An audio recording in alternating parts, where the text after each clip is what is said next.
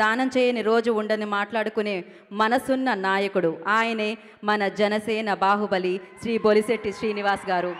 వారిని సగౌరవంగా వేదిక మీదకి ఆహ్వానం పలుకుతున్నాము.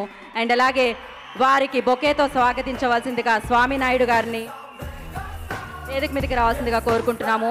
అలాగే ఏపీ రాష్ట్ర చిరంజీవి యువత ప్రెసిడెంట్ శ్రీ భవానీ రవికుమార్ గారిని కూడా వేదిక మీద రావాల్సిందిగా ఆహ్వానం పలుకుతున్నాము.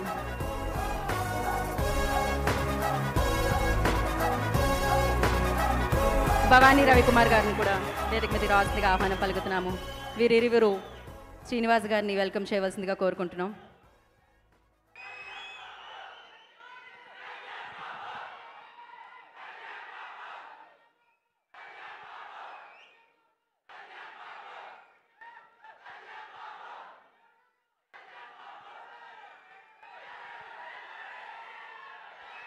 Thank you.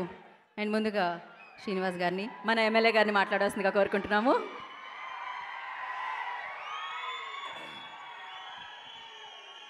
ఈరోజు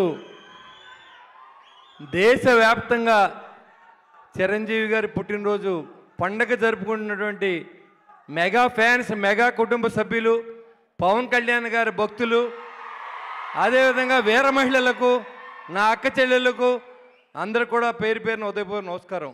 మెగా ఫ్యామిలీ అంటే ఇవాళ చిరంజీవి గారు సినిమాల్లో విజేతగా నిలిచి ఈరోజు రాజకీయాల్లో కూడా తెలియని రాజకీయం లేదు ఆయనకి. కానీ ఈ రాజకీయాల్లో ఇమడలేక ఆయన రాజకీయాల నుంచి తప్పుకున్నప్పుడు కూడా ఆయన ఆశయాల్ని, సేవ చేయాలని ఆశయాలు నిలబెట్టిన వ్యక్తి పవన్ కళ్యాణ్ గారు. ఆ పవన్ కళ్యాణ్ గారి ఆశయంతో మీ ముందు మాట్లాడే అవకాశం కల్పించింది నాకు మెగా ఫ్యామిలీ. నేను మెగా ఫ్యామిలీ భక్తుడిని. అందులో 2009లో మరి ప్రజారాజ్యం పెట్టినప్పటి నుంచి ఈరోజు వరకు మెగా ఫ్యామిలీని అంటిపెట్టుకొని మరి ఈరోజు మీ ముందు మాట్లాడే స్థాయికి ఎదిగానంటే మెగా ఫ్యామిలీతోనే నేను ఈ స్థాయికి వచ్చానని చెప్పడానికి ఏమాత్రం అతిశయం లేదు. ఇవాళ పవన్ కళ్యాణ్ గారి నమ్మకాన్ని ఎక్కడా కూడా ఆయన్ని ఏ రకమైన ఇబ్బంది లేకుండా ఆయన ఏదైతే అనుకున్నారో అది చేసే విధంగా ప్రజల్లో ఉంటూ ఆయనకి మంచి పేరు తీసుకొచ్చే విధంగా మరి ఏదైతే చిరంజీవి గారు ఆశయాలతో మరి వాళ్ళందరూ కూడా పవన్ కళ్యాణ్ గారి ఫ్యాన్స్ కానీ, చిరంజీవి ఫ్యాన్స్ కానీ, మెగా ఫ్యాన్స్ కానీ ఎవరైనా మనందరికీ ఆరాధ్య దైవం చిరంజీవి గారు. ఆయన తర్వాత దేవుడు ఉంటే పవన్ కళ్యాణ్ గారు. ఇవాళ చాలామంది సినిమా హీరోలు పుడతారు, చాలామంది సినిమా హీరోలుగా ఉంటారు. అయినప్పుడు కూడా ఫ్యాన్స్ని మీరు ఎక్కడ డబ్బు ఖర్చు పెట్టకండి, సేవ చేయమని చెప్పి మరి అందరినీ కూడా మరి బ్లడ్ బ్యాంక్ కానీ, రక్తదానం కానీ, అవయవదానం కానీ చేయమని ప్రోత్సహించిన ఏకైక హీరో చిరంజీవి గారు. ఎందుకంటే యువత ఎంతసేపు మీరు బ్యానర్లు కట్టండి, పూలు చల్లండి అనే నాయకులు మనం చూసాం. కానీ ప్రాణాలు నిలబెట్టండి, రక్తదానం చేయండి, నేత్రదానం చేయండి అనే వ్యక్తి చిరంజీవి గారు. అందుకని మనం ఆయన ముందు శిరస్సు వంచి నమస్కారం చేయాలి. ఆయన కరోనా సమయంలో కోటీశ్వర్లు ఉన్నారు, కానీ ఎవరు బయటికి రాలేదు. ఒక్క చిరంజీవి గారు మాత్రం ఆయన స్వామినాయుడు గారిని మరి ఆయన ఒక ఆంజనేయ స్వామి అంటాడు స్వామినాయుడు గారు. ఆ రోజు నుంచి ఒకే మాట ఒకే పాట, అది మెగా ఫ్యామిలీ చిరంజీవి గారు. అంతే, ఆయనకి ఇంకేమీ తెలియదు. ఆయన అందరినీ కలుపుకుని అందరికీ ఆక్సిజన్ సిలిండర్లు ఇచ్చి కోట్లాది రూపాయలు ఖర్చు పెట్టిన వ్యక్తి చిరంజీవి గారు. మరి డబ్బు ఉంటుంది చాలామందికి, కానీ మనసు ఉండదు. రెండూ ఉన్న వ్యక్తి పవన్ కళ్యాణ్ గారు, చిరంజీవి గారు కూడా.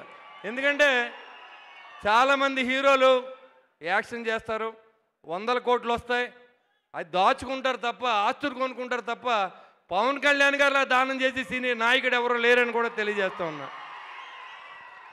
ఇవాళ ఒక మనిషి సినిమాల్లో నిలబడాలి, రాజకీయాల్లో నిలబడాలంటే ఎంత కష్టమో మీరు చూశారు. 2009లో ప్రస్థానం ప్రజారాజ్యం, దాన్ని నిలబెట్టుకుంటూ 2021లో 2025, 24లో మరి ఉప ముఖ్యమంత్రిగా మరి ఆ స్థాయికి ఎదిగారంటే చిరంజీవి గారి యొక్క ఆశీస్సులతో. మరి పవన్ కళ్యాణ్ గారు డిప్యూటీ సీఎం అయ్యి 21, 21 గెలిచి మీ అందరి సహకారంతో ఇవాళ మీ అందరూ ఉన్నారు కాబట్టే ఈ మెగా ఫ్యామిలీకి ఆశీస్సులు రక్షగా కూడా మిగులుతూ ఉంది. చాలామంది ఫ్యాన్స్ ఉంటారు, చాలా పార్టీలు ఉంటాయి, కానీ ఒక్క మెగా ఫ్యాన్స్ మాత్రమే అలాగ ఉంటారు, ఏ పార్టీలోకి వెళ్ళరు. చిరంజీవి గారు, పవన్ కళ్యాణ్ గారు ఏం చెప్తే అది చేసేది ఒక్క పవన్ కళ్యాణ్ గారు ఫ్యాన్స్ మాత్రమే, దాంట్లో ఏమాత్రం అతిశయం లేదు.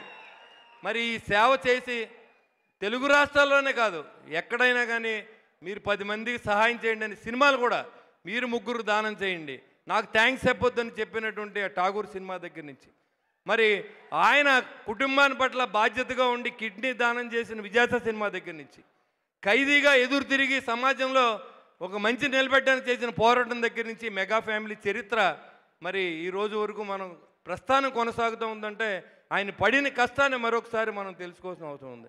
నాకు 70వ పుట్టినరోజు అంటూ ఇష్టం లేదు, చిరంజీవి గారి పుట్టినరోజు, ఆయన ఇంకా నిత్యం నవయువకుడు. అలాంటి మహానుభావుని పుట్టినరోజుకి మీ ముందు మాట్లాడే అవకాశం కల్పించిన మెగా ఫ్యాన్స్కి, స్వామినాయుడు గారికి, మరి అందరికి కూడా పేరు పేరున శిరస్సు ఉంచి నా నమస్కారం తెలియజేసుకుంటూ, చిరంజీవి గారు 100వ పుట్టినరోజుకి నేను బతుకుంటే ఖచ్చితంగా మీతో పాటు పార్టిసిపేట్ చేస్తానని చెప్పి తెలియజేసుకుంటూ సెలవు తీసుకుని జై హింద్. ఖచ్చితంగా సార్ ఆ సెలబ్రేషన్స్ కూడా చేసుకుంది. Sir please stay back. అయితే